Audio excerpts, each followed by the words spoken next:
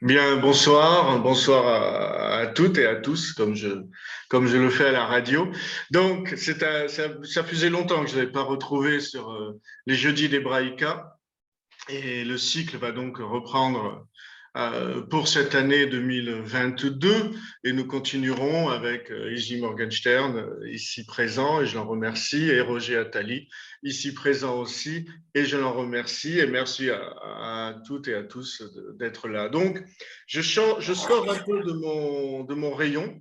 Mon rayon c'était la littérature et là je vais vers l'histoire. Euh, c'est un peu à la fois ma nouvelle passion, mais pas si nouveau que cela, puisque mes études m'ont amené à avoir à la fois un diplôme en lettres et un diplôme en histoire. Donc, ça reste dans mes cordes et surtout ce que je découvre depuis quelques années maintenant, j'avais déjà découvert le sionisme français qui était passionnant et dans ce sionisme français qui continuait jusqu'aux années 39, 40 et au-delà, mais déjà 39-40, j'avais déjà mis en lumière les connexions entre la résistance française juive et le sionisme.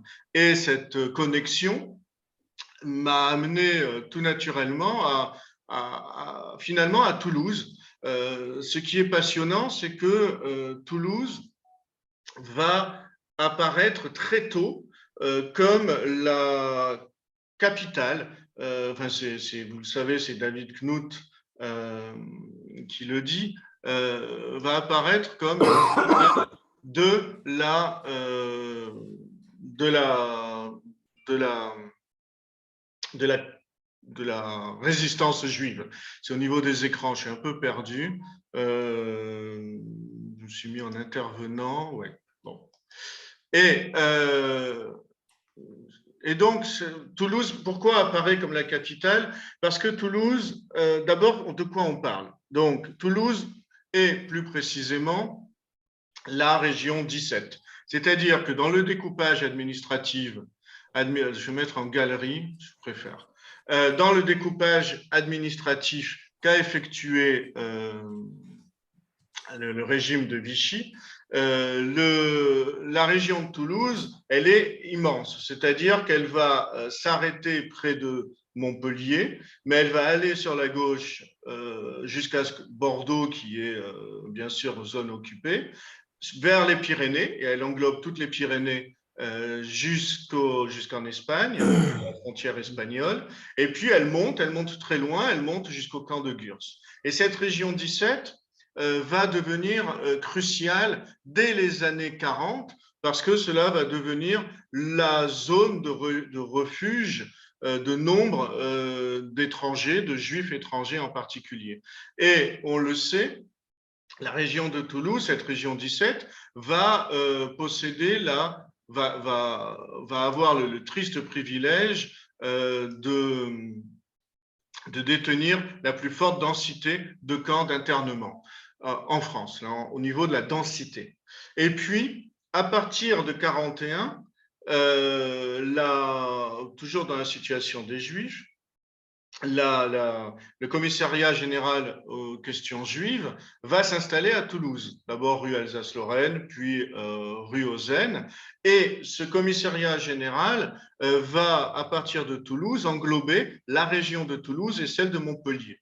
Autrement dit, ce commissariat général aux questions juives, depuis Toulouse, va s'occuper des principaux camps d'internement, donc on a Le Vernet, Gurs et Rivesaltes. On laisse de côté le camp d'Émile qui est dans la zone italienne dans un premier temps, à Marseille, près de Marseille.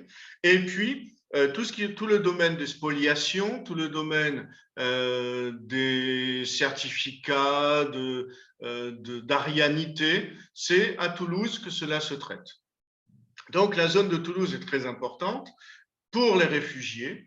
Et parmi ces réfugiés juifs, on sait que la population de Toulouse elle-même va être multipliée par 5. La population juive de Toulouse va passer à peu près de 1000-1500 juifs à 5 à 7000 juifs. Et parmi ces réfugiés, nombre de de résistants. Alors, de quoi parle-t-on quand on parle de résistance juive? La résistance juive, elle est, on va évoquer essentiellement les juifs qui vont se battre pour les juifs. Et ce qui est assez, ce qui peut nous sembler assez sidérant aujourd'hui, c'est de voir l'indifférence du sort des juifs jusque en août 1942 à peu près, après les grandes rafles de juillet 42, et encore, ce n'est pas une problématique qui va concerner les groupes de résistants. Les résistants, que ce soit les gaullistes ou les communistes, ne vont se préoccuper que d'abord, vous savez, pour les communistes, ils vont attendre juin 41, la fin du pacte germano-soviétique, et ensuite ils vont se mettre avec les gaullistes et ils vont attendre le jour J.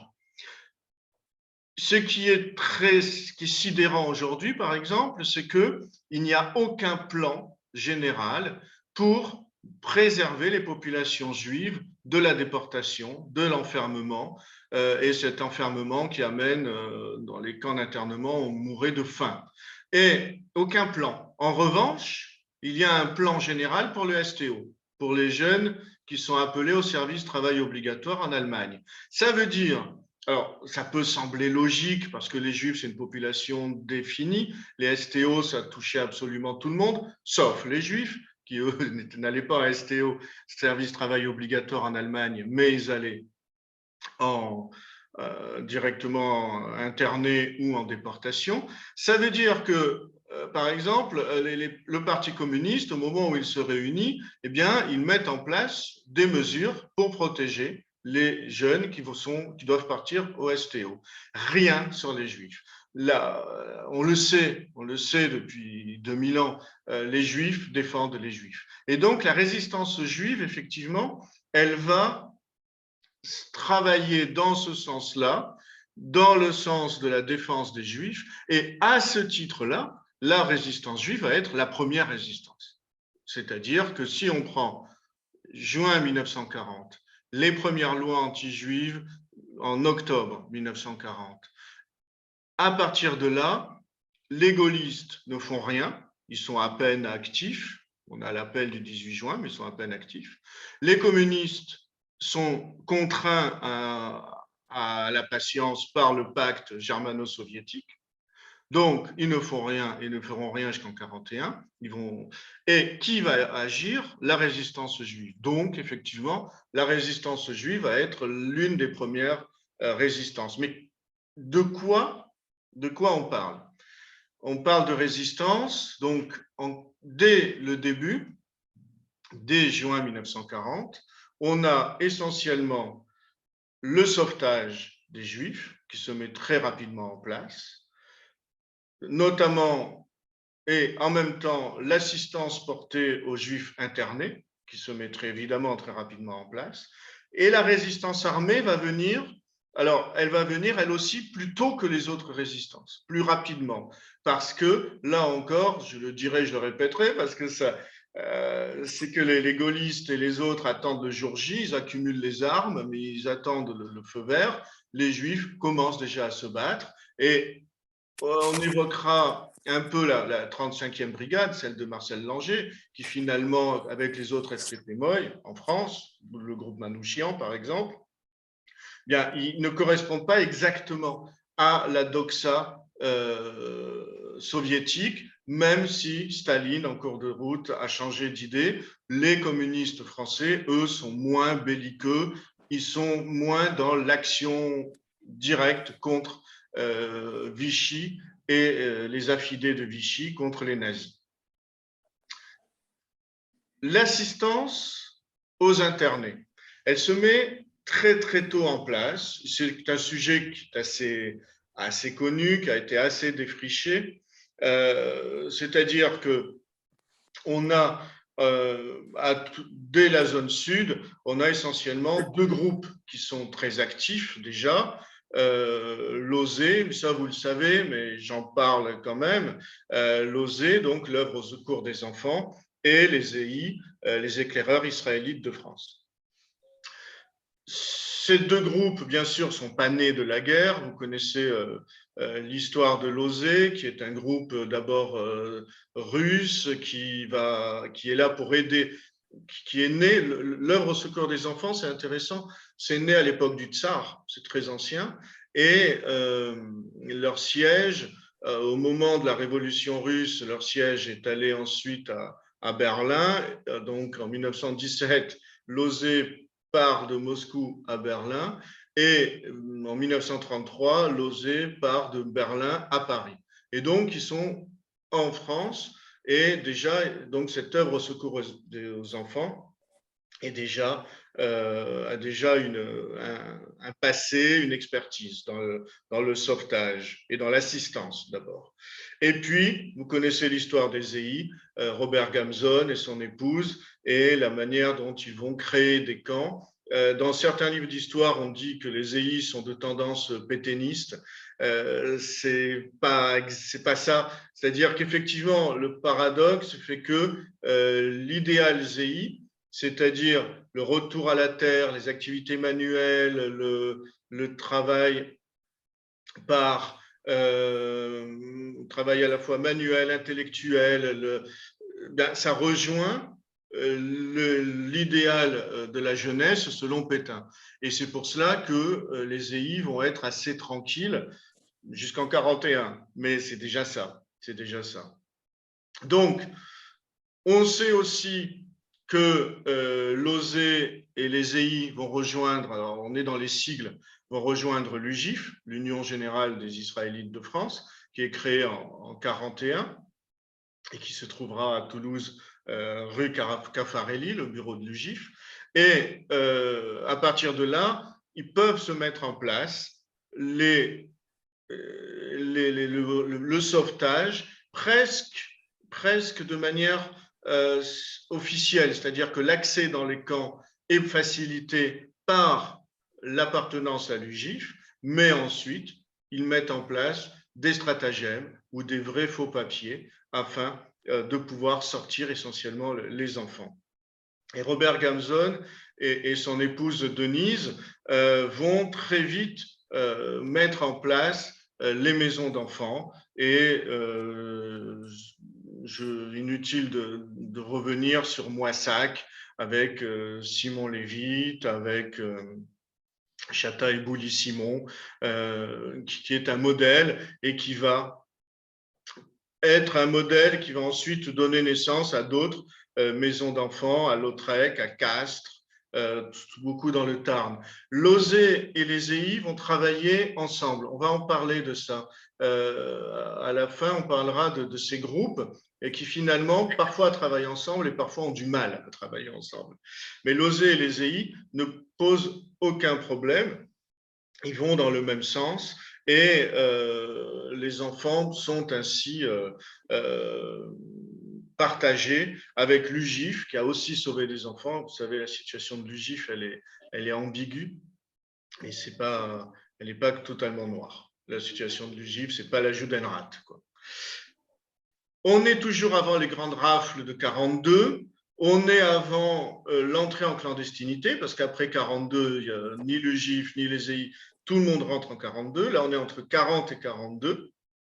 Et il faut noter le travail très, très important que va mettre en place à partir de 41, puis surtout après 42, on va créer le réseau Garel. C'est une Toulousaine, elle est prof au conservatoire de musique. Ah. L'année comme ça. Comment elle s'appelle? Et voilà. Je ne sais pas qui c'était, mais j'ai coupé. J'ai cru reconnaître la voix quand même. Et dans ce réseau l'OSE, il faut reconnaître le travail très important de Georges Garel. Et c'est à partir de là, c'est à partir de là que se met en place Saliège. Et je voudrais rester un peu de temps sur Saliège parce que c'est un cas intéressant.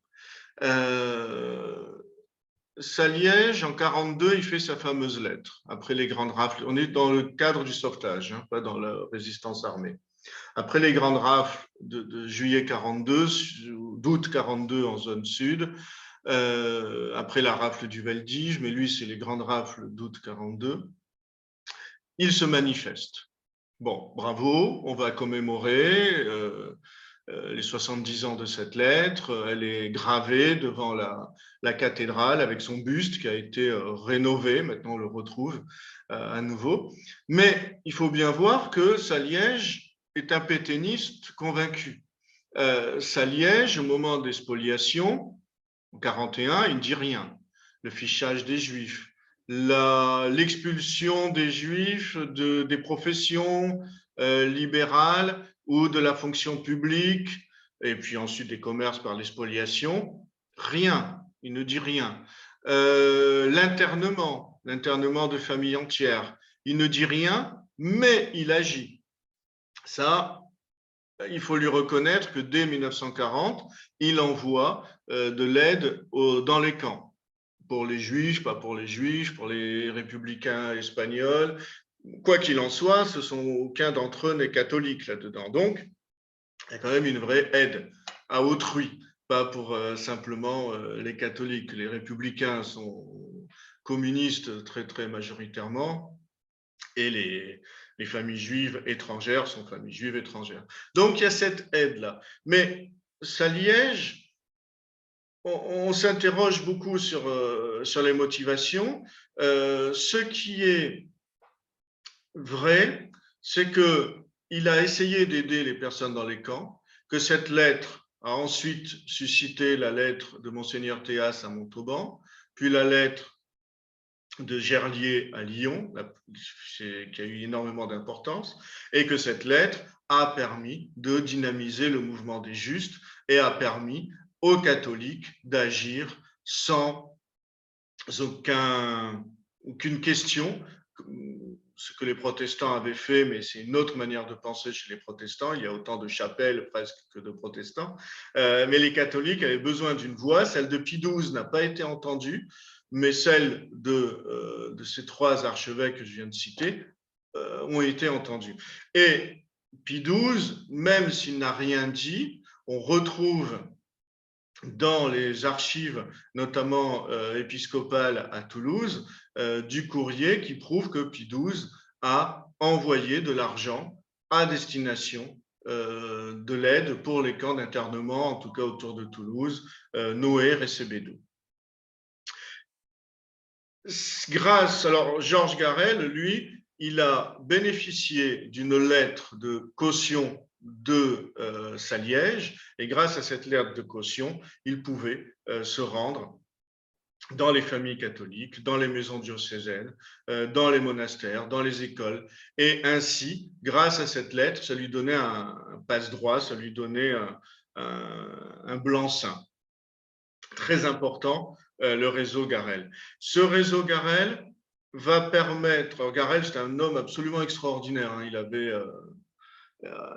il faisait tout à lui tout seul, c'est-à-dire que ce qui est très très beau, rétrospectivement, ce qui est très beau dans ces sauvetages effectués par les EI comme par l'OSE, c'est cette volonté non seulement de sauver une vie, mais en un langage plus mystique, on dirait de sauver une âme.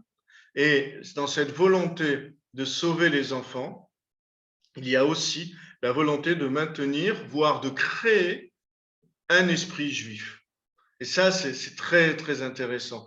C'est-à-dire que tant chez les EI que chez les enfants qui ont été confiés dans les familles catholiques, on va faire en sorte de maintenir ce que l'on peut d'identité juive. Alors, dans les maisons d'enfants, c'est plus facile, les Shabbats, les fêtes. Et pour les enfants qui sont confiés, Georges Garel avait 2 carnets avec des codes et avec un autre carnet où il décodait ces codes. Et il maintenait ainsi dans un premier code le lieu où était l'enfant et un deuxième code, le lieu où étaient les parents lorsqu'ils étaient encore vivants. Et il faisait le va-et-vient en permanence, le maximum de fois possible, entre les parents internés et les enfants confiés à des familles pour faire passer les messages. et pour leur dire, bon, vous avez changé de nom, mais vous êtes là, enfin, vous n'êtes pas Christian Morel. Et Garel s'est fait arrêter. Il s'est fait arrêter au moins 2 fois. Et à chaque fois, il a pu soit s'échapper, soit faire en sorte que ça n'a pas été décodé. Sinon, ça aurait été une catastrophe quand on voit le souci incroyable, là encore sidérant, de la gendarmerie française à arrêter le moindre enfant juif comme si c'était un enjeu essentiel de la guerre. Là, on est dans le sauvetage, avec la fabrication du faux papier, ça va avec. On n'est pas encore. Il y a très peu de passages en Espagne dans les années 40, parce que l'Espagne, enfin années 40, 41, l'Espagne, elle n'est pas fiable. Elle va devenir fiable vers la fin 41. Mais jusqu'alors, la politique de Franco, c'était un peu oui, non, on ne savait pas. Et puis, à partir de 41, on sait que l'Espagne va devenir un lieu de passage, va devenir un lieu d'emprisonnement, mais pas de mise à mort. Donc, c'est vraiment un lieu de passage. Et la politique de Franco va être beaucoup plus sûre, va être beaucoup plus fiable. Et les passages en Espagne, en 41, fin 41, vont se régulariser, vont devenir plus importants. D'autant plus que la Suisse, en Suisse, l'homme qui s'occupe de l'OSE, c'est Georges Loinger, et avec Georges Loinger, on retrouve son petit-neveu qui est Marcel Marceau, le mime Marceau. Et là, pour la Suisse, ça va se fermer à partir de fin 42. Ça va devenir beaucoup plus difficile. Et puis la Suisse avait une politique assez étonnante. Elle acceptait les enfants, les jeunes parents, mais pas d'adultes isolés et pas de grands enfants. Et donc, le passage en Suisse était très délicat. Très délicat, et puis au bout d'un moment, quasi impossible. On va revenir sur ce passage en Suisse. Ça va être très important pour les autres groupes aussi que je n'ai pas évoqués encore, que sont l'armée juive, en particulier, enfin, surtout l'armée juive. Mais, ouais, je voulais parler des rabbins, non, je vais parler maintenant. C'est-à-dire que alors très étonnant, j'ai retrouvé, on a une bibliothèque à Hebraïka qui est une mine d'or. Et dans cette mine d'or, dans cette bibliothèque, il y a un ouvrage par Monique Lys-Cohen, à qui évidemment on pense toujours quand on parle de l'armée juive. Et Monique Lys-Cohen a fait un ouvrage auto-édité sur son père. D'une parole d'amour à la naissance des archives. Et donc, elle parle de son père et surtout son grand-père, Rudetsky, qui avait un rôle très important, et son père, Joseph George Cohen, qui a aussi eu un rôle important dans l'armée juive. Mais elle écrit, l'armée juive est née en 1940 par l'action de 2 hommes, Abraham Polonsky et Lublin, je ne sais plus son prénom, ça me reviendra, Lucien Lublin.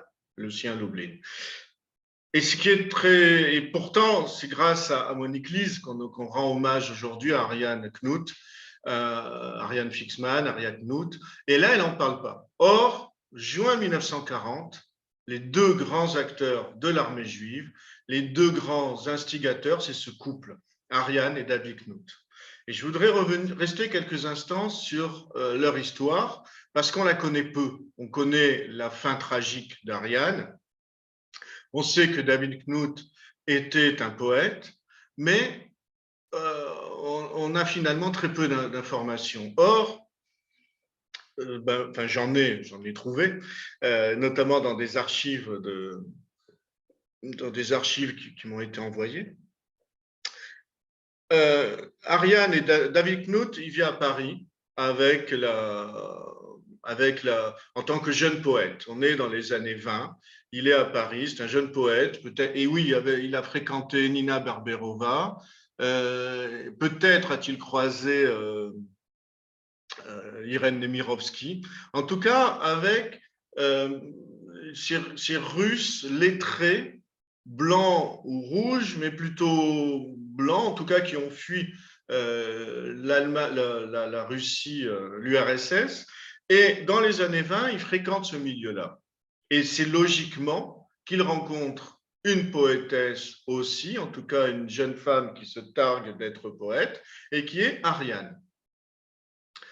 On n'a pas, peut-être dans les archives soviétiques, on trouve ces textes, mais là, on n'en a pas. On en trouve très, très peu. On n'en trouve pas. On espère en trouver un jour. En tout cas, c'est en tant que poète, c'est la poésie qui les a rapprochés. C'est ça qui est très beau. Ariane, quand elle rencontre David Knut, elle en est à son deuxième mariage. Et David Knut va faire exploser ce deuxième mariage avec un certain Lazarus, un compositeur français, et elle va l'épouser. Elle va non seulement épouser David Knut, mais elle va épouser avec lui son idéal sioniste, plus précisément du côté Jabotinsky, donc du côté des armes, d'une prise, d'une création de l'État d'Israël par une action armée. Donc, elle va épouser les idées de David Knut, elle va se convertir non pas d'une manière symbolique, mais de manière très sérieuse. Elle va pratiquer la religion juive et d'ailleurs, elle va, je vais pas j'allais utiliser le mot de Macron, mais elle va embêter tous les membres de l'armée juive parce elle va s'efforcer pendant toute la guerre de manger kasher, de respecter le Shabbat, de faire les fêtes, etc. Et notamment Polonsky, qui est un ami de la première heure, il n'en a rien à faire, et David Knut non plus, mais eu égard à Ariane, bon, en tout cas, il la laisse faire.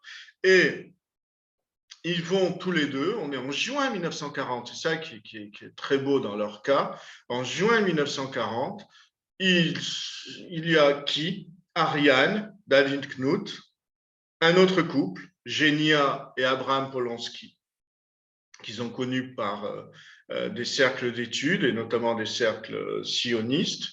Ils se réunissent. Ariane et David Knut, David dit que c'est lui qui l'a écrit, mais je suis sûr qu'Ariane a beaucoup participé. Elle était aussi auteure, à moins qu'elle fasse comme Alma Mahler et qu'elle ne fasse plus rien après avoir épousé un poète, comme Alma Mahler après avoir épousé un compositeur, ou fasse si peu. Mais en tout cas, ils font un ouvrage qui s'appelle Que faire? Et ils expriment tous les deux, parce que moi je dis qu'elle y a participé, mais bon, c'est qu'une hypothèse. L'idée que les Juifs doivent prendre en main leur destin, c'est l'idée de Jabotinsky, qu'il ne faut plus subir, qu'il faut agir, et puis une partie dans cet ouvrage qui évoque la nécessité de créer un État juif pour les Juifs, pour que les Juifs puissent se défendre par eux-mêmes, le sionisme. Leur brochure, personne n'en a rien à faire. On est à Toulouse. Toulouse, l'expression qui revient le plus souvent. Alors pourquoi ils sont à Toulouse? Comme je l'ai dit au début, on est dans une zone non occupée, on est dans une zone un peu de repos, mais de refuge. Et tout le monde s'en moque. Toulouse, c'est le gros village, c'est l'expression qui revient souvent, le plus souvent. Ça n'a pas beaucoup changé, mais c'est un gros village et personne n'en a rien à faire de leur brochure sioniste. Déjà le sionisme en France, mais en plus à Toulouse, hormis Genia et Abraham Polonsky, qui vont créer avec eux le groupe va s'appeler, ils hésitent, David Knut veut l'appeler Forteresse, Polonsky veut l'appeler La Main Forte. Ils ont des idées très claires. Polonsky veut l'appeler La Main Forte. Il a tellement envie que ça s'appelle comme ça qu'il va changer, il va prendre un pseudo Maurice Ferrer pour garder les mêmes initiales, MF. Et leur but, c'est de créer un groupe armé déjà. Il n'y a personne, il n'y a pas de groupe armé. Il faut bien voir qu'en 1940, Bon, ils ne vont pas faire grand-chose au niveau des armes, c'est après qu'ils vont agir. Mais en 1940, les communistes, on parle toujours des FTP-MOI, ils ne sont pas encore là. En 1940, les FTP-MOI soit sont dans des camps d'internement, soit en attente de l'autorisation du Parti communiste. Il n'y a pas. Personne, pour l'instant, ne parle de guérilla urbaine et de se battre dans la ville contre les nazis ou contre Vichy. Eux, oui, dès juillet 1940, une résistance armée avec une structure très, très figée, très militaire. Ils ne doivent pas se connaître, les chefs se connaissent, mais les membres du groupe ne doivent pas se connaître entre eux. Et puis, après, il y a un peu de folklore avec une cérémonie d'intronisation au sein de l'armée juive, avec une formule que je retrouverai au sein de l'armée juive. En tout cas, cette forteresse, la main forte, qu'est-ce qu'ils vont faire d'abord? Eh bien, d'abord, ils vont essayer d'aider à l'évasion. Alors, on n'est plus dans le sauvetage, on est dans l'évasion. L'évasion des juifs des camps, surtout des juifs jeunes et étrangers. Le but, c'est de créer un groupe qui puisse faire ses armes dans la résistance en France pour ensuite se battre en Palestine contre le mandataire britannique. Donc, les évader, leur apprendre le maniement des armes, mais là, en 40, on n'a pas grand-chose pour l'instant. On a surtout les évasions, on a surtout l'assistance auprès, le ravitaillement. Donc, ils rejoignent un peu le travail que faisaient l'OSE et les EI, surtout l'OSE, et même le travail que faisait l'épiscopat de Saliège, quoi. Je pense que ça ne leur plairait pas de le savoir comme ça, de le dire comme ça, mais ils avaient les mêmes activités. Et puis, ce qui est beaucoup plus intéressant, c'est cette résistance morale, c'est-à-dire qu'ils vont créer un groupe de pensée. C'est là que notamment le père de Monique Lys-Cohen est actif, c'est-à-dire un cercle d'études juives autour de Claude Reutemann, autour d'Arnold Mendel, des personnalités qu'on va retrouver, en particulier Arnold Mendel, on va le retrouver après la guerre, il va écrire de nombreux livres de culture et de mystique juive. Et vous savez que dans ce groupe-là, il y a un certain Claude Strauss, et vous savez que ce Claude Strauss n'est autre que Claude Vigée, le poète que l'on connaît et qui est toujours… Non, il n'est plus vivant, mais Claude Vigée. Donc, on est en 41, mais il y a plusieurs contre-coups. Juin 41, on est un mini-groupe, hein, il n'y a vraiment pas grand monde. On a 2 couples. Plus les personnes que je vous ai citées, Rothman, Mandel, Claude Strauss, Maurice Hausner, donc on a 9-10 personnes, à peine un minyan. Ce petit groupe va en plus subir un contre-coup en juin 1941, la mort de Genia Polanski. Ça va beaucoup les affecter. Et je pense que justement l'historiographie doit revenir vers ces femmes parce qu'ils écrivent partout, ça les a affectés. Il faudrait savoir pourquoi et le rôle qu'elle a joué, puisqu'on parle toujours d'Abraham Polanski. Alors c'est vrai qu'il a joué un rôle plus important après, mais quand même, elle est importante. Et en novembre 42, donc on est encore dans ce sauvetage, en novembre 42, David Knut, comme il sait que ils savent que les autorités allemandes et vichistes l'ont pris en cible, le cherchent et veulent l'arrêter à tout prix, il va se réfugier en Suisse. Et donc, le groupe va se devenir encore, déjà qu'ils n'étaient pas nombreux, on était à 9 personnes, ils se deviennent 7. Bon, que faire? Et Abraham Polanski va entraîner avec lui un homme qui travaillait avec lui dans une usine chimique, qui est Lucien Loublé. Tous les deux vont créer quelque chose d'absolument extraordinaire avec cette armée juive.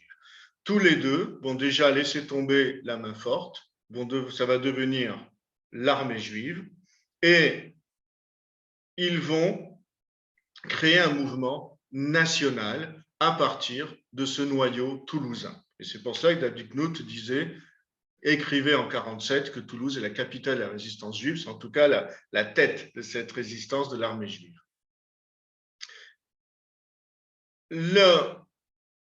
Je vous parlerai de l'armée juive un peu plus longuement. L'idée, c'est d'aborder après tous les réseaux de manière beaucoup plus précise. Là, je survole. On est Lublin et Polanski, ou Lublin, je préfère l'appeler Lublin, vont continuer cette entraide. Ils vont être aidés par les rabbins, très important le rôle des rabbins. Attendez, il y a... Non, je ne peux pas. Bon. Bizarre. Par le rôle des rabbins. Et vont d'abord être aidés par les rabbins, et puis vont être aidés par un phénomène, c'est comme ça se passe comme partout. Un ami de Polanski, de longue date, s'appelle Marc Jarblum. Marc Jarblum, on le rencontre déjà dans les affaires yiddish parisiennes dès les années 20. Marc Jarblum est au sein des plus importantes organisations yiddish à Paris dans les années 20. Pendant la guerre, qu'a fait Marc Jarblum? Il va en Suisse. Non pas pour se réfugier, mais il part en Suisse parce que là, il va être le correspondant direct du Joint, de l'American Jewish Committee, qui va amener l'argent. Et Marc Jarblum va détenir finalement les cordons de la bourse du Joint en direction de la France. C'est l'ami de Polanski. À deux, ils ont maintenant les têtes, Polanski non, c'est l'ami de Lublin. Ils ont les deux têtes, Polanski, Lublin, ils ont l'argent, et c'est là que l'armée juive va prendre une très très grande importance. Ils vont recruter des jeunes à Montpellier, à Nice, à Lyon, à Limoges, à Grenoble. Ils vont faire cette fameuse cérémonie pour les recruter dans le noir. Ils ne doivent pas voir leur chef. La phrase, c'est vrai qu'on aime bien la répéter parce qu'elle est à la fois grandiloquente et elle nous montre l'état d'esprit dans lequel était l'armée juive. La main droite sur le drapeau bleu-blanc, je jure fidélité à l'armée juive et obéissance à ses chefs, que revive mon peuple, que renaisse Eretz Israël, la liberté ou la mort. Bon. Y a beaucoup d'emphase. Et ces groupes vont passer à l'action armée. Et c'est ça qui est hyper intéressant. C'est-à-dire qu'ils vont ensuite, l'armée juive va pouvoir se développer selon deux axes. Un premier axe qui est de renforcer le sauvetage. Ils ont de l'argent. Ils peuvent payer les passeurs, parce qu'on a tendance un peu à mythifier, à être dans le mythe. Les passeurs, il faut les payer. On a des justes, d'accord, mais la majorité de ceux qui font passer dans les Pyrénées, on les paye. Donc, et ça coûte cher. Donc, premier développement, le passage vers l'Espagne, le sauvetage, dont le passage vers l'Espagne. Deuxième développement, l'armée, et c'est là qu'on va avoir ces fameux groupes qui vont se créer, ces fameux maquis qui vont arriver. On est cette fois en 1943 pour les maquis. Je reste un peu de temps sur le sauvetage, parce qu'il y a quelque chose qui est très amusant pour nous, Toulousains. C'est qu'il y a un homme important, et j'en parlerai beaucoup lorsque je développerai sur l'armée juive. Il s'appelle Albert Cohen. Donc maintenant, j'ai deux Albert Cohen dans mon panthéon. Et cet Albert Cohen, qu'on a surnommé Bébé, peut-être on verra avec la photo, il est un peu poupon, mais bon, Bébé en tout cas. Et Albert Cohen, il va tenir un magasin d'électricité à rue du Rempart Saint-Étienne. Ça, c'est intéressant pour nous parce que la rue du Rempart Saint-Étienne, c'est là que va se placer le centre communautaire. Mais surtout, en face de son magasin d'électricité, il y a le commissariat qui existe toujours, qui est d'ailleurs toujours vétuste. Or, ce commissariat la brigade de ce commissariat avait pour tâche de traquer les résistants. Ce n'est pas des miliciens, mais s'il y avait une action illégale, c'est la brigade dans ce commissariat, les policiers de ce commissariat qui en étaient chargés. Et c'est dans ce commissariat, par exemple, que Marcel Langer a été amené après avoir été arrêté à la gare Sainte-Agne. Et c'est là qu'il a commencé à être maltraité dans les caves de ce commissariat avant d'être amené à la prison Saint-Michel. Et ils n'ont pas livré à la Gestapo, mais ils l'ont laissé à la prison Saint-Michel. Ce qui est intéressant aussi, cette rue du Rempart Saint-Étienne, et vous la verrez différemment maintenant si vous y passez, donc il y a ce commissariat, il y a cette boutique d'électricité, ce magasin d'électricité, de réparation, mais l'arrière-salle de ce magasin d'électricité servait de lieu d'entraînement. C'est-à-dire, et ça on le retrouve dans les témoignages, il y avait un homme que l'on connaît tous, Alfred Nakache, qui va faire une préparation physique, en particulier des jeunes qui allaient partir en Espagne, pas des familles, les familles c'est un autre réseau. Mais eux s'occupaient de recruter des jeunes, soit les jeunes ils allaient dans le maquis, soit ils partaient en Espagne, et de l'Espagne en Palestine pour alimenter la Haganah ou autres groupes comme l'Irgun. Et pour passer, alors vous voyez le froid qu'il fait aujourd'hui, imaginez, ce qui est très important, on l'oublie trop souvent, le passage en Espagne ne se faisait pas, aujourd'hui il existe les parcours, hein, on met 2 heures à peu près pour aller, 2-3 heures, pour aller d'Aulus-les-Bains par exemple, à la frontière espagnole, notamment à Sortes, prison sur laquelle a beaucoup travaillé Joseph Calvet, qui sera à Toulouse le 27 pour évoquer justement ce passage des Pyrénées. Il sera à l'Instituto Cervantes. Et le passage à l'époque se faisait, on choisissait la nuit la plus glaciale et de préférence avec la neige, de manière à éviter les patrouilles, qu'elles soient allemandes ou françaises. On la faisait, ce passage, on le faisait à 4 heures du matin, le moment le plus froid, le plus glacial, de manière à rencontrer le moins de monde possible. Donc, pour une famille, avec plusieurs générations, cela mettait parfois 10 heures pour passer. Et pour les plus jeunes, comme ceux qui ont été recrutés par l'armée juive, eh bien, il y avait une préparation physique, c'est dire la difficulté. Cette préparation physique donnée par Alfred Nakache, non pas dans une piscine, non pas dans une salle des sports, mais rue du Rempart, Saint-Étienne. Donc, c'est quelque chose c'est une rue importante. Et Albert Cohen va avoir un rôle très important au sein de l'armée juive parce qu'il va être le premier à créer un maquis. Il va être le premier à créer ce qu'on appelle, pas un maquis, d'abord un corps franc, donc un groupe armé, qui va être d'abord à Toulouse, et ensuite, il va en créer à Lyon, à Nice, à Paris, à Grenoble, à Limoges. C'est dire si l'armée juive née à Toulouse joue un rôle important au niveau national. Et puis, en 1943, on est en 1943, c'est là que la résistance va se cristalliser, c'est là que les communistes, les FTP-MOI, les groupes juifs, pas encore les gaullistes, mais ça se met en place. Les gaullistes accumulent les armes, bénéficient des parachutages, les FTP-MOI font cette guérilla et l'armée juive, de son côté, fait aussi cette guérilla. Et en particulier, ils vont créer le maquis de la Montagne Noire. Ils vont créer plusieurs maquis avec des hommes importants. J'ai parlé d'Albert Cohen, Maurice Hausner, Pierre Loeb, Henri Broder.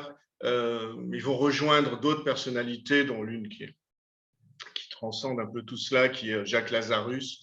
Enfin, des grands noms de la résistance qui ont été un peu qui ont été minorés, qui ont été un peu ignorés. Par la suite, on pourra en reparler. Y a-t-il des connexions alors, trois grands réseaux. Hein. On a trois grands réseaux juifs. Je laisse de côté la 35e brigade, que je ne mets pas dans la résistance juive, mais plutôt dans la résistance des juifs. Et on pourrait à ce moment-là aussi évoquer le groupe Manouchian, mais dans notre région, c'est la 35e brigade, le groupe de Marcel Langer, la résistance des juifs. Là, dans la résistance juive, on a donc trois grands réseaux. Les EI, l'OSE, l'armée juive, qui deviendra après l'organisation juive de combat à la toute fin de guerre. Elle va s'appeler ainsi. On a des connexions. On a des connexions entre ces trois. C'est-à-dire que on voit par exemple dans un livre de Jean-Yves Boursier que quand, vous savez, quand Marcel Langer est exécuté, il y a un chef qui le remplace, qui est un Polonais, un autre Polonais, Jan Gerhardt. Et, en tout cas, c'est son nom de guerre. Et Jan Gerhardt va faire le tour des camps ZEI. On est toujours en 1943. Il va faire le tour des camps ZEI, voir s'il peut recruter des jeunes pour venir se battre au sein de la 35e brigade. Donc, ce n'est pas l'armée juive, c'est la 35e brigade. Et on a ainsi dans la 35e brigade, qui est un peu annexe dans mon sujet de ce soir, mais qui est importante, on a ainsi des personnalités qui vont passer des ZEI au combat armé. Et parmi ces personnalités, on a l'oncle et le père de Marc Lévy, Claude et Raymond Lévy. On a une femme très importante, Catherine Varlin, c'est son nom de guerre, qui va être agent de liaison et qui ensuite va jouer un rôle très important au sein de la 35e brigade, puis au sein des FTP Moy au niveau national. On a cette connexion. On a connexion encore entre, on l'a vu, l'armée juive et les maquis. Et les travaux de Valérie Pietraval sur les maquis de la Montagne Noire montrent bien et les accords et les documents entre Lazarus, les ZEI et l'armée juive. Et donc, on a là vraiment, ils arrivent à travailler ensemble. Ce qui n'était pas évident. Dans les témoignages, par exemple, témoignage de Polonsky à Yad Vashem, il déclare qu'au début, il se méfiait beaucoup des ZEI et qu'il regrette. Bon, c'est pas grave, c'est après la guerre. Il regrette de s'être méfié d'eux. Il se méfiait des ZEI parce que les ZEI étaient avec l'UGIF. L'UGIF ayant été créé par le pétainisme, par Vichy, il pensait que les ZEI avaient quelque chose un peu collabo. Mais après, il a bien vu que c'est trompé. Je voudrais... Bon, après, j'aimerais bien qu'on en parle, qu'on discute, qu'on échange là-dessus. Donc, je ne vais pas être trop long. Je ne vais pas être trop long et je vais même conclure pour ce soir. Et je voudrais conclure sur deux personnalités. Enfin, pas deux personnalités, deux événements qui ont marqué l'armée juive. Deux événements qui sont deux mises à mort, en quelque sorte. Le premier, vous le connaissez. C'est l'assassinat par les troupes par la milice d'Ariane Fixman Knut. Là, j'ai pris tous ces noms. La fille donc du musicien Scriabine, nièce de Molotov, ça on le sait. Mais l'épisode est intéressant. On a sur la plaque, ici ont été assassinés Thomas Bauer et Ariane Fixman. C'est ce qui est marqué sur la plaque. En réalité, c'est juste. Mais en réalité, ils étaient 4 dans cet appartement. C'était une cache de l'armée juive. Et Thomas Bauer était de passage à Toulouse et Ariane Fixman avait rendez-vous avec un Belge qui s'appelle Raoul Léonce, qui va devenir un chef dans les maquis, un officier dans les maquis. C'était lui-même un officier de l'armée belge. Et Thomas Bauer dit à Ariane Fixman, je t'accompagne. C'est raconté par Raoul Léonce. Raoul Léonce qui le raconte dans des archives donc, que j'ai. Et Thomas Bauer n'avait rien à faire là, mais il va l'accompagner pour le plaisir. Elle tombe sur Raoul Léonce, c'est lui qui avait rendez-vous, il tombe sur Raoul Léonce qui est menacé par des miliciens.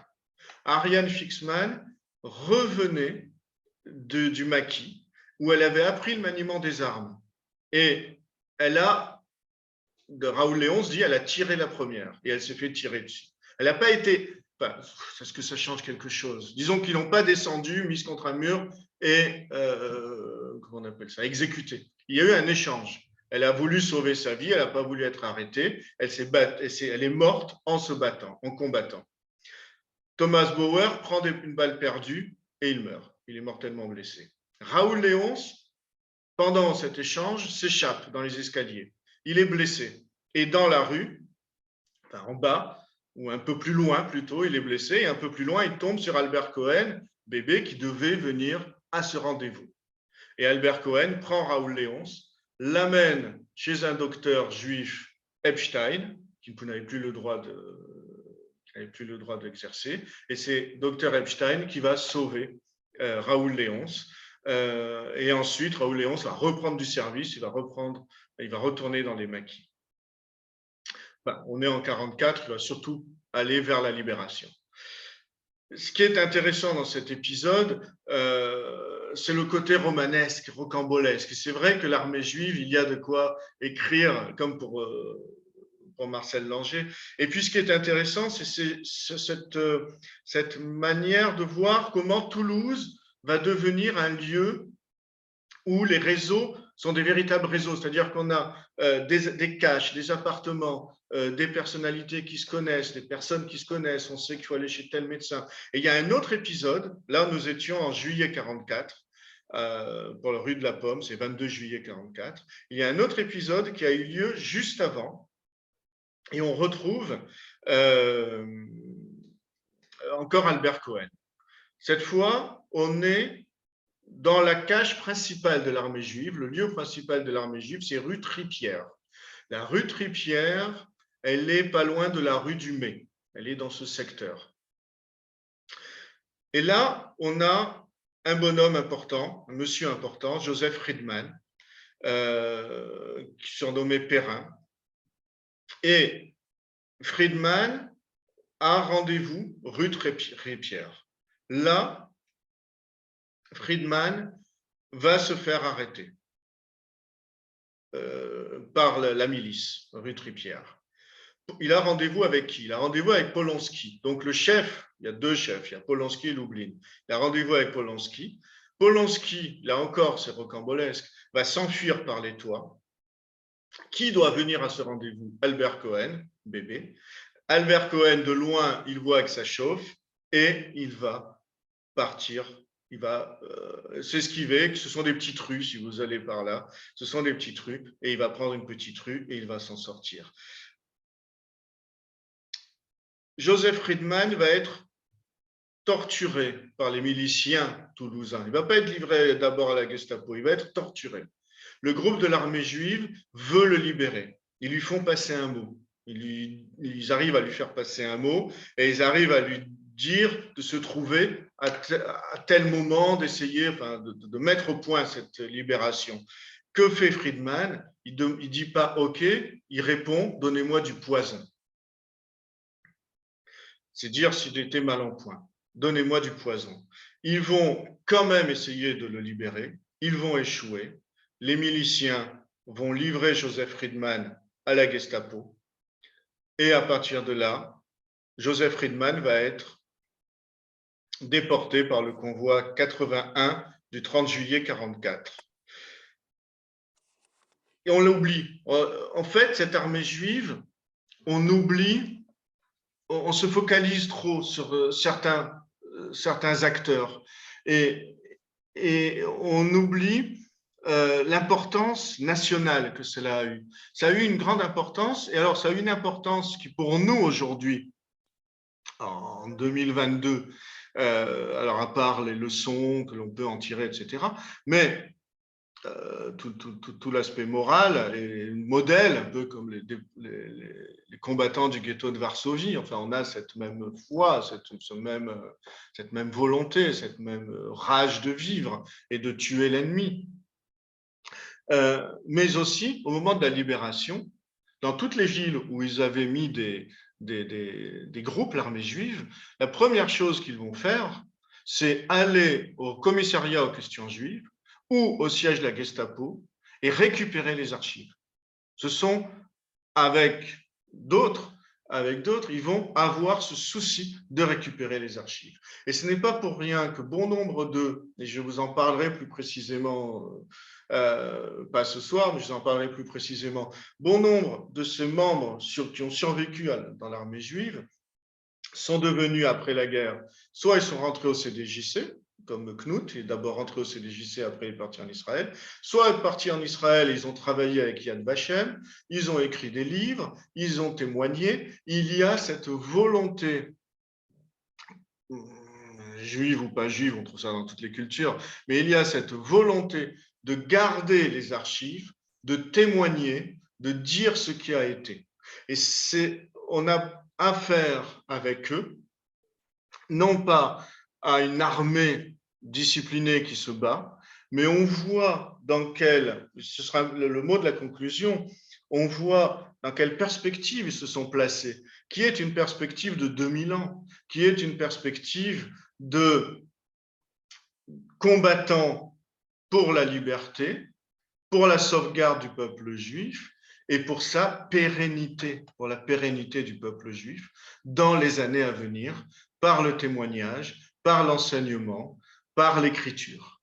Et l'armée juive, on voit combien on a armé, c'est peut-être là qu'on pourrait faire un développement, l'armée, sauvetage, puis maquis, et juive, esprit juif, dans le sionisme et dans l'après-guerre.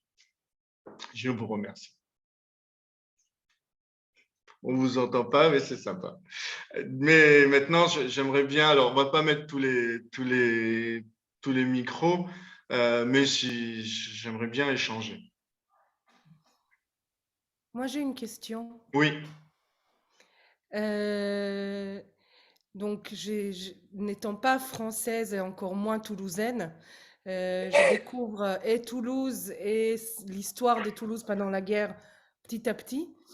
Mais j'ai eu la chance de traduire les panneaux du musée d'Aulus qui racontaient une autre partie de toute cette Le histoire. sauvetage. Et à travers cette traduction, je me suis pris de passion pour cette histoire et surtout pour la solidarité de tout un village. Et enfin, comment le village, globalement, a été un acteur incroyable dans cette histoire. Quand j'écoute tout ça, je trouvais fascinant. J'ai bien pris cette phrase qui a été dite, Toulouse est un village. Et si Toulouse est un village, dans un village, tout se sait. Et du coup, je me suis posé la question, parce que les EI, enfin tous ces mouvements qui sont quand même des mouvements avec une identité forte, je me suis posé la question, c'est une question en deux parties. La première partie, c'est finalement, quel était le type, j'ai envie de dire, d'antisémitisme quotidien dans la ville de Toulouse? Est-ce que c'était plutôt idéologique ou par obéissance? Enfin voilà, est-ce qu'il y avait une nuance là-dessus? Parce que je me suis demandé quels étaient les liens entre tous ces groupes et la ville. Oui, les villes, ou les villes, parce qu'on a un nombre de maires, par exemple, pour les faux papiers, il y a des maires qui donnaient les papiers, c'était des vrais faux papiers, et ensuite il suffisait de les remplir. Alors pour Toulouse même, j'ai l'impression qu'on a à la fois une milice qui n'est pas très étendue, ils sont une trentaine dans la milice. Après, il y a une police à part. Il y a la milice, elle est vraiment idéologiquement nazie, antisémite. On a la police française qui fait son boulot. Et elle fait un boulot, par exemple, l'arrestation de Marcel Langer, par exemple, l'enquête ensuite pendant des mois, enfin un boulot méticuleux. Et Et ensuite, d'ailleurs, ils réintègrent, après la guerre, ils n'ont pas de gros problèmes. Ils réintègrent, par exemple, le commissaire qui a arrêté, torturé Marcel Langer restera commissaire. Il n'y a pas de problème. Mais effectivement, dans la ville, mais ça on le voit partout, c'est-à-dire que dans la ville, les voisins le savent, rue Tripière, rue, celle où a été tué Ariane Fixman, ils le savent, mais il n'y a pas de dénonciation. On n'est pas dans. Alors, il faut dire que Toulouse est un lieu très spécifique. Toulouse a toujours été une ville à tendance de gauche, socialiste, plus socialiste que communiste. Et d'ailleurs, après la guerre, les communistes avaient un pouvoir assez important. Et De Gaulle va arriver après la guerre, il va virer Serge Ravanel, il va mettre Vernant à la place, et il va essayer de calmer, de mettre les communistes un peu sur la touche. Donc, les communistes, ils n'ont rien contre les juifs, rien pour non plus. Ils n'ont rien fait, rien. Et même les FTP Moy, à la fin, ils sont un peu laissés tomber. La 35e brigade en particulier, elle est un peu abandonnée, elle est abandonnée quasiment. Il y a rupture entre le comité central et la 35e brigade. Mais ils ne vont pas dénoncer. Et la population toulousaine, entre les milliers d'Espagnols qui sont résistants ou qui sont dans une passivité, il faut voir autour de Toulouse, on a trois grandes communautés étrangères. Les Polonais sont venus travailler dans les mines de Carmaux, mais il y en avait aussi à Toulouse. Les Espagnols sont arrivés avec la retirada, sont restés à Toulouse. Certains d'entre eux sont devenus les guerrilleros et sont entrés en résistance. Et les Italiens qui ont parlé même autour de Toulouse, je parle de la région 17, on parlait même d'une petite Italie autour de Toulouse, et c'est elle, par exemple, Rosinbet, ou le troisième leader de la 35e brigade, Lorenzi, c'est un Italien. Rosinbet, qui a été tué au cinéma Les Variétés dans l'attentat. Et donc, on a beaucoup d'étrangers, en fait, à Toulouse. Et on a dans ce gros village beaucoup d'étrangers qui permettent justement un milieu où on peut circuler sans trop se faire dénoncer, sans trop se faire remarquer non plus. Donc, ouais, Toulouse était... Je ne dis pas que c'est un village de juste, pas du tout, mais je dis que c'est un contexte favorable à la Et résistance. c'est vrai que la synagogue de Palapra était restée ouverte. Oui, alors les rabbins, c'est assez Ça aussi, extraordinaire. ça a l'air fou. Non, non, non, toutes les synagogues restaient ouvertes, c'était D'accord. autorisé, les pratiques religieuses étaient autorisées. Il y a même un rabbin arrêté en 42 capelles et le préfet de Toulouse demande qu'on le libère parce qu'il n'a rien fait de mal, il était rabbin. Et ensuite, la synagogue va devenir, Palapra va devenir le point de ralliement. Un étranger qui arrive va d'abord aller à Palapra et ensuite on va l'aiguiller. Mais effectivement, oui, Palapra en particulier reste ouvert. J'essaie d'ouvrir le micro de... Merci. Ah, merci. Est-ce qu'il est ouvert? Ah. C'est bon, Maurice? Ouais, c'est bon.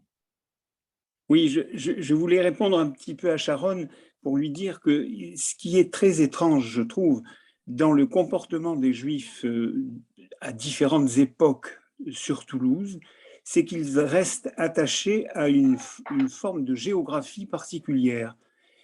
Tu parlais de la rue Tripière, ça faisait partie du centre de la communauté juive.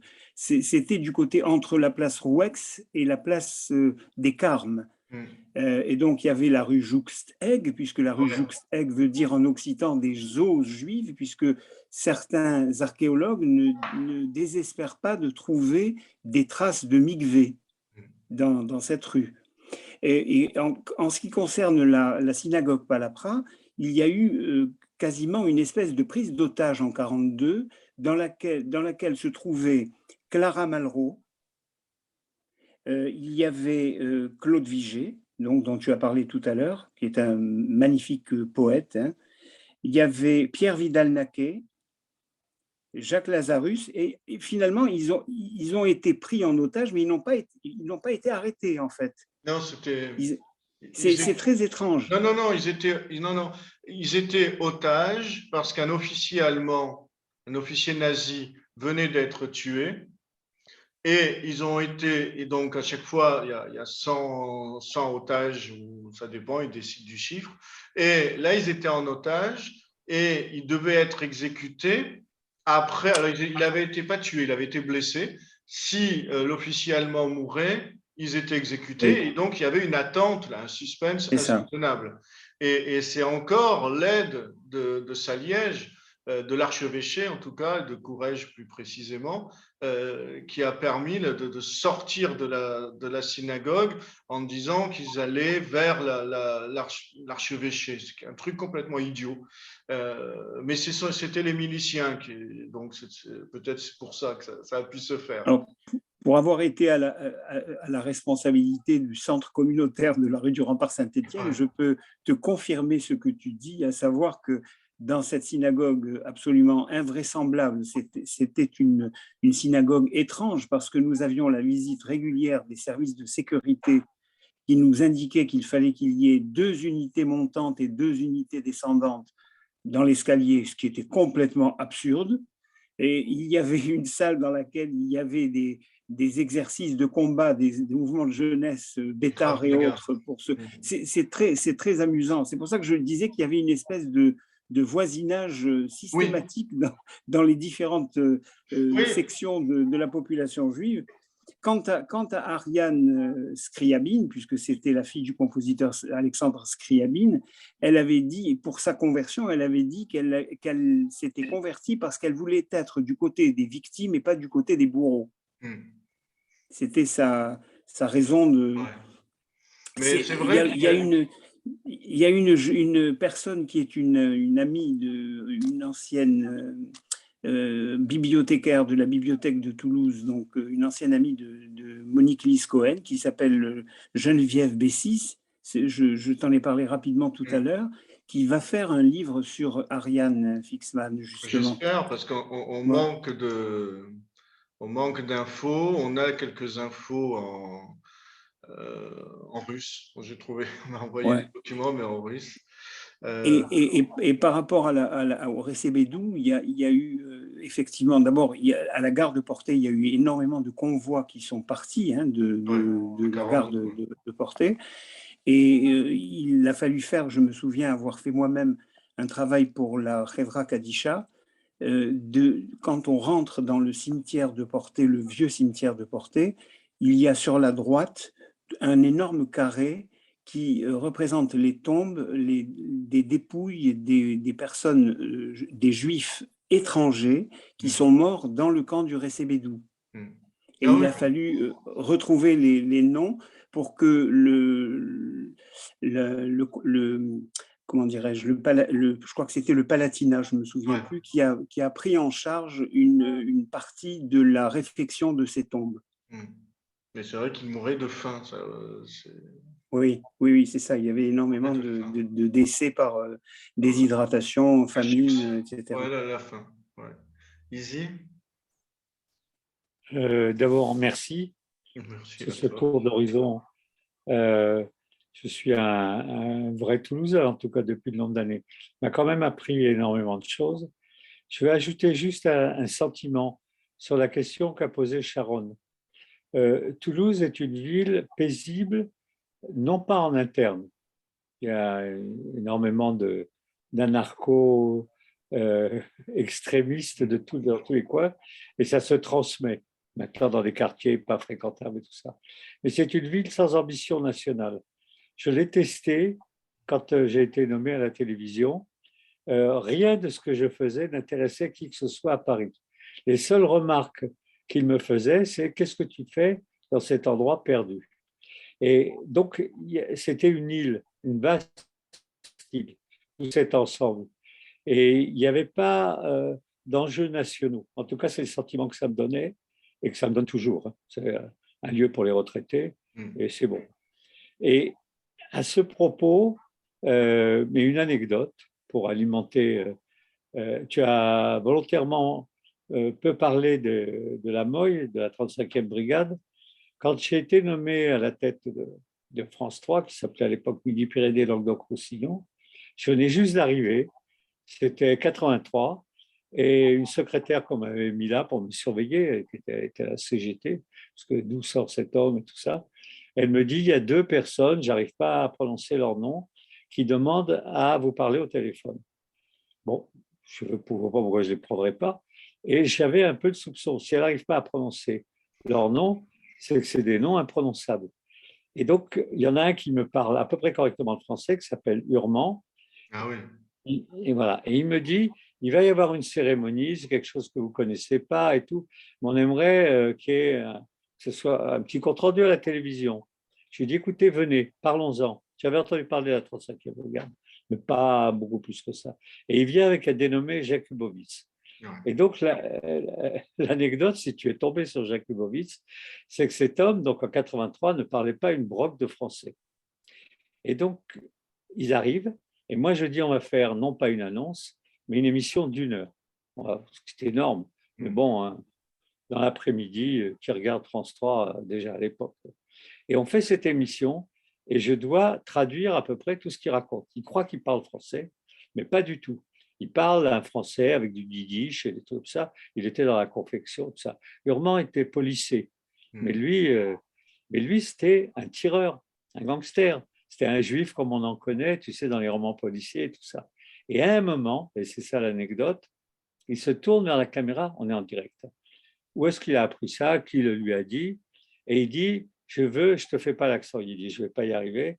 Il dit, je veux ici m'excuser parce que nous avons fait un attentat contre le tramway qui passait place du Capitole pour tuer un officier allemand. À cause de cet attentat, le chauffeur du tramway a été tué, qui n'était pas allemand. Et il dit, il a peut-être des enfants, il a peut-être une famille, et je veux dire que je regrette beaucoup et que je m'excuse en direct. Ouais. Où on va, toi? Il annonce que c'est eux qui ont fait le coup, Ouais. qu'on pouvait un petit peu soupçonner, et qu'ils le regrettent beaucoup, mais ça, bon, ils ont foiré leur attentat, c'est des choses qui arrivent, en tout cas, il n'était pas assez. Non, ils n'ont pas foiré. C'est que cet attentat du tramway est resté dans les annales. C'était un tramway réservé aux seuls Allemands. Et Absolument. donc, c'est pour ça que ça a été la cible. Et effectivement, mais enfin, ils auraient pu penser qu'il y avait un chauffeur parce qu'ils ont mis tellement de dynamite que ça tout a pété, quoi. Bon, puisque tu les connais, c'est des pieds nickelés. Oui, Mais c'est ça. tous, presque tous. Ils se sont volés des vélos entre eux, des vélos qui leur servaient pour aller faire un attentat qui était posé à un endroit. Et en fait, c'était des vélos qui avaient déjà été volés pour quelqu'un d'autre. Mais je terminerai par un commentaire peut-être un peu plus sérieux. Je ne suis pas d'accord pour dire que ce n'est pas une résistance juive, mais une résistance de juifs. Parce que pour beaucoup, ceux qui étaient juifs, ils venaient de la brigade juive de Barcelone. Ils avaient combattu dans les brigades internationales. Beaucoup parlaient yiddish entre eux, ce qui était aussi une façon. Alors là, oui, pour la 35e brigade. Oui. La 35e brigade, je ne parle que de ça. Et donc, ils venaient d'Espagne, et en Espagne, ils avaient combattu, et si tu le sais, probablement, il y a un monument à leur gloire au cimetière du Montjuïc, et ce monument est écrit en catalan, en castillan et en yiddish. Et en fait, c'était une partie de la population juive. Et dans ce sens, ils étaient communistes, mais ils étaient surtout juifs.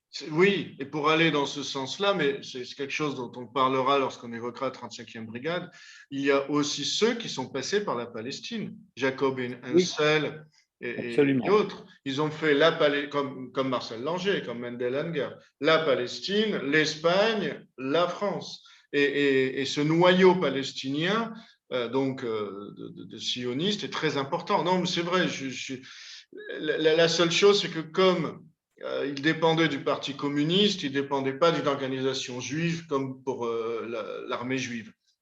Mais ils étaient dans un maquis urbain et ils l'ont dit en direct à l'antenne. quand je leur ai demandé, mais pourquoi ils se sont mis dans un maquis urbain, c'est terrible, parce que ça répond un peu à Sharon. Tout le monde voit un étranger, on ne comprend pas ce qu'il dit, Ah oui, et qui se promène en faisant des trucs étranges. Et ils ont dit, mais où veux-tu qu'un juif se mette? Pas à la campagne, où on aurait été repéré, tout ça. Il dit, en ville, on pouvait encore se cacher. Et donc, ils étaient plus juifs que communistes. Ils avaient ouais. calculé l'endroit où ils pouvaient se trouver, essentiellement parce que le Jakubowicz, il pouvait passer inaperçu nulle part. Il fallait qu'il se planque en ville, toi. Ouais. Ah oui, mais ce groupe est passionnant. On y consacrera une soirée avec, et notamment ce que raconte Lévy, l'oncle de Marc Lévy. C'est vrai, il disait, je ne me souviens plus de son prénom, il disait, il est arrivé à Toulouse, on lui a donné un contact, mais il ne comprenait rien. Il comprenait rien. Lui, il est Toulouse, il est parisien, ça va, mais il comprenait rien de ce qu'on lui disait. Donc, il a suivi parce qu'on lui avait dit de le suivre, mais c'était effectivement. Et quand, que ce soit l'armée juive ou la 35e brigade, va chez les EI, dans les maisons des EI, dans les maisons d'enfants, ils vont justement voir ces enfants qui ne parlent pas français ou ces enfants qui sont trop grands, qui vont tout de suite alerter en cas de contrôle. Ce n'est plus des enfants. À partir de 15 ans, ça devient dangereux, quoi. C'est très dangereux, encore plus dangereux d'être un juif en France. Et alors, s'il y a l'accent, voire l'absence de langue, plus ils ont un peu trop grandi, enfin, ils ont grandi, quoi. Mais non, Si ça on a t'intéresse, tendance à… Oui. j'ai une copie de mon passage à l'antenne. Je suis jeune, 83. Je fais de la télé de façon extrêmement rustique. C'était ma première émission en direct. Et il y a les deux. Et il y a de la musique, il y a des images Ah, de… c'est un document important. et j'en ai une copie que j'avais gardée à cause du teint frais que j'avais. Mais bah oui, mais je peux te le passer. Ah, Et avec je peux grand t'en faire plaisir. une copie. C'est une archive importante parce que Urman et Jakubowicz, enfin, Jakubowicz après avait un rôle important au niveau du parti, au niveau des FTP-MOI, au niveau national. Et donc, Maurice, j'ai une question à te poser. Comment tu expliques que cette résistance juive, ce travail de mémoire que nous faisons autour de la résistance juive, soit si peu cité ou connu c'est dans les très livres simple. d'histoire? C'est très, très simple. D'abord, cette résistance, parce que, on a la reconstruction après. Il y a deux phénomènes qui se conjuguent. La reconstruction nationale après-guerre, ça c'est De Gaulle. Donc, il va éliminer tout ce qui n'est pas, tout ce qui ne sent pas le français. Donc, Serge Ravanel ne va jamais reprendre son nom, il ne va jamais s'appeler Hacher, etc. Donc, il va raser toutes les aspérités juives qui apparaissent pour qu'on ait une nation française. Et puis bon, après, c'est pas de l'antisémitisme, il avait un objectif, De Gaulle. De Gaulle, il voulait montrer que la France était résistante et que, de ce fait, elle mérite d'être aux côtés de l'URSS, de l'Angleterre, des États-Unis, et donc elle mérite d'être parmi les grands, alors que la France a perdu, quoi. Donc, c'est magnifique, ce qu'il a fait est très beau, mais ça a un prix. Donc, premier prix, on enlève tout ce qui est à consonance étrangère. Mais les communistes là-dedans, c'est pire, parce que les communistes, ils ont véritablement un regard impérialiste, c'est-à-dire qui est-ce qu'ils vont envoyer au combat? Ce sont les étrangers. C'est un peu comme on envoie les Sénégalais. Les FTP-MOI vont au combat. Les autres, non, ils ne sont pas au combat. Ils attendent le jour J. Donc, on va envoyer là-bas les Arméniens, les Juifs, les Yougoslaves, tout ce qui… Voilà. Et en plus, avec une vision du Juif qui est une vision nationale. Ça aussi, c'est très soviétique. Très russe et très soviétique. Mais après, à part… et encore, je ne sais pas comment il a fait, Krasuki. Mais à part Krasuki, on n'a aucun leader juif dans le Parti communiste. On leur a barré la route. Je vous retrouverai le nom d'une femme qui s'est battue, qui a dirigé des groupes, notamment des groupes armés, et à la fin, elle témoigne et elle dit, le Parti communiste m'a dit, tu ne peux pas accéder à tel poste au sein du PC, tu es juive. Et donc, il y a eu cette chape à la fois de Gaulle et des communistes qui fait que la parole juive, elle n'était pas là, quoi. On l'a pas laissée. Et ensuite, elle va apparaître, mais que très, très tardivement. Même si en 47, on a Knut, les autres sont partis et puis qui est-ce qui va lire Knut en 47? Les autres sont partis en Israël. Ceux qui sont en France, Lévi va écrire, mais il va écrire sur l'oncle, je n'arrive pas à retrouver son nom, mais il va écrire, mais il va écrire sur la rafle du Veldiv. Et les parias de la résistance, c'est son titre, les parias de la résistance. Et ça, c'est dans les années 50. Qui va le lire? On ne sait pas. Donc, il y a eu vraiment un mouvement politique qui n'était pas concerté, des gaullistes et des communistes, mais qui a fait que la parole juive, la parole de la résistance juive n'a pas pu se manifester. Il y a un livre de Diamant, Les Juifs dans la résistance française. Ouais, David Diamant a écrit beaucoup. Ouais. Mais je l'ai sur sa couverture. À mon avis, j'ai le seul exemplaire vivant. Ouais. Que moi j'en ai pas vendu, personne l'a lu. Non, c'est ça, j'en ai des copies, numérisées. Mais Diamant, c'est pareil, c'est les années 50, 60, mais ensuite, on a quelques colloques, et le rôle de Monique Lys-Cohen, c'est là qu'il est important, parce qu'elle a fait venir le Lazarus à Toulouse, il a fait revenir, elle a fait parler, elle a essayé.